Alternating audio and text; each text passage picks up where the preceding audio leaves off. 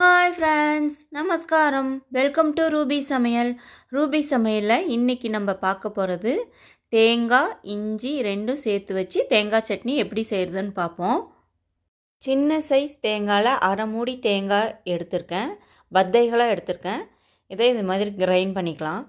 1 cup அளவுக்கு தேங்காய்க்கு அரை cup அளவுக்கு பொட்டுக்கடலை, 2 இன்ச் இருக்கிற மாதிரி இஞ்சி தோல்லாம் சீவிட்டு கழுவிட்டு எடுத்துக்கோங்க. மிளகாய் 4, உப்பு தேவையான அளவு. இஞ்சி ஹாட் இருக்குங்க, அதனால் மிளகாய் வந்துட்டு பார்த்து சேர்த்துக்கோங்க. அளவாக தண்ணி சேர்த்து நல்லா நைஸாக அரைச்சி எடுக்க வேண்டியதாங்க. தேங்காய் இஞ்சி சட்னி ரெடி.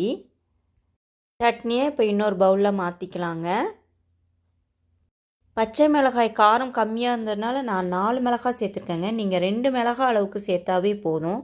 இஞ்சியோட காரம் வேறு இந்த சட்னியில் சேரும்.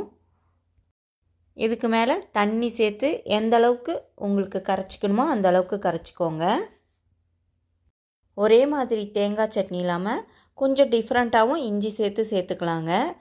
டேஸ்ட்டும் கொஞ்சம் டிஃப்ரெண்ட்டாக இருக்கும், உடம்புக்கு ரொம்ப நல்லது. இப்போ இதுக்கு தாளிப்புக்கு கடுகு, உளுந்து, கறிவேப்பிலை இது 3 எண்ணெயில் தாளித்து இதில் கொட்டிக்கலாம்.